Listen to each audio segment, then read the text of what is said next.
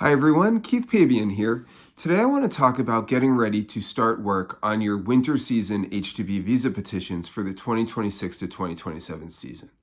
Specifically, what I want to talk about is the winter season out-of-country cap. This year, I'm anticipating things are going to be different than in prior years. And what I mean by that is I think that there is a very high likelihood that the winter season cap is reached on the first day possible for October 1st start dates for the first time ever.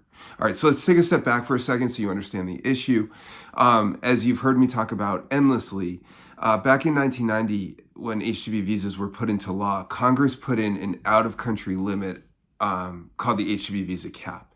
And what it says is that for any start date that falls between October 1st through March 31st, there's only 33,000 out-of-country visas available. Now, the out-of-country cap has not been an issue before for October 1st filers, and for a long time, it wasn't an issue at all for winter season filers as a whole. But over the last 5 years, winter season demand has spiked. Over the last few years, it's increased by about 9.5% per year. And if that trend continues, we think that about 90 to 95% of the winter season filers with October 1st start dates should be just fine, but about 5 to 10% are going to miss the cap, and with the cap being reached for the first time ever on October 1st. So the issue, to be short on this, is that there's a huge supply and demand issue, and that for the first time in the history of H-2B visas, some October 1st start date filers might not be able to recruit out-of-country workers. Now, some of you might be saying, what about cap relief? What about the supplemental cap? We're not going to talk about that today. It's oftentimes not a great solution for winter season because it takes so long for the government to issue that, and we talk about that in other videos. But for today, we're going to just say that for the vast majority of winter season organizations, out-of-country visas are not going to be possible if the cap is reached, and we think that there's a high likelihood that it will be for October 1st this year. Now, in terms of the positive news, you heard me say this, right? About 90 to 95% of the organizations that have October 1st start dates should be just fine.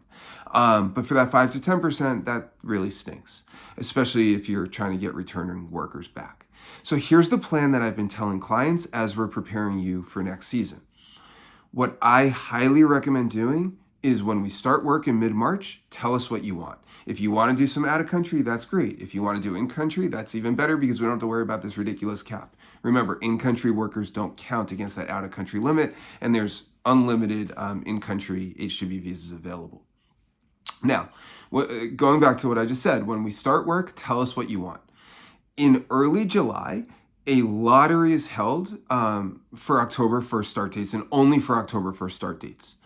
And based on the outcome of that lottery, combined with the U.S. Department of Labor telling us how many H-2B visa petitions were filed, we should be able to give you a clear path forward as to whether or not you will be able to recruit out-of-country workers for each of the roles that you're applying for. Okay? So in mid-March, tell us what you want.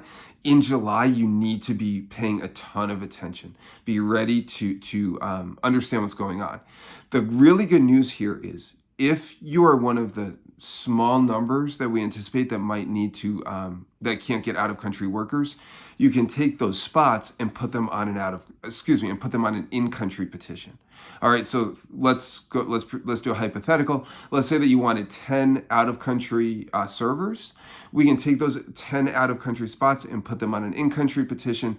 There might be some work performed fees that we charge, but in this grand scheme of things, you'll still be able to staff and make sure that you're covered. All right, so bad news might be that you can't get out-of-country workers. Good news is that you can still salvage the petition and make sure that you're fully staffed.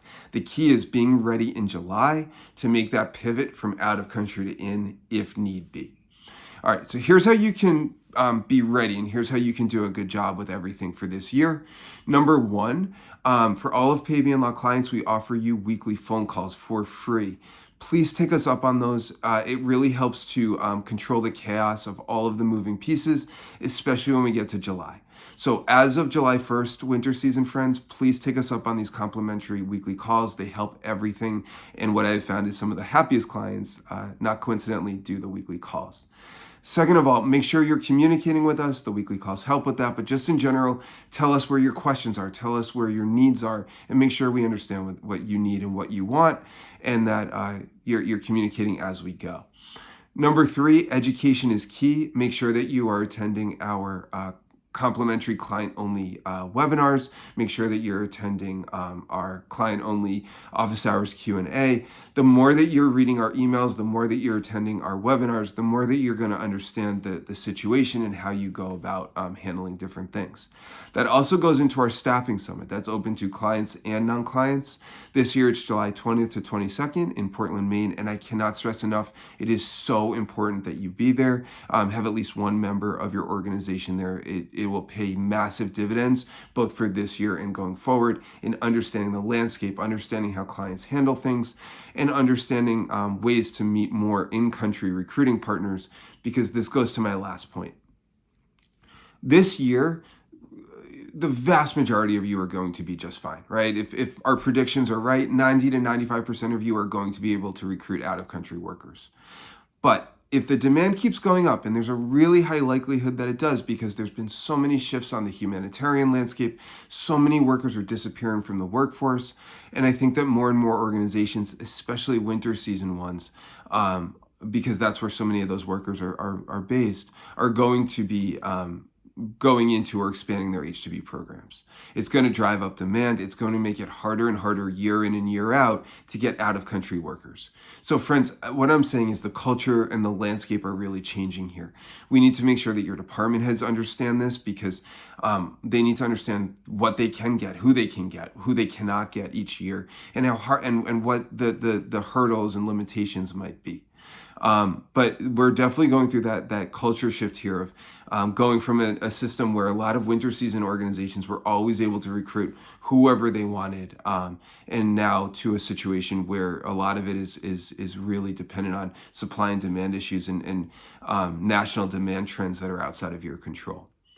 If any of you have any questions, we are always here to help.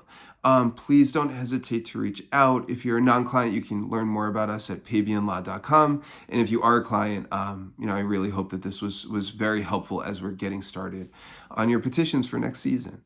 All right, so as always, thank you so much. We are here for questions, and I hope you all have a great day. Take care, everyone.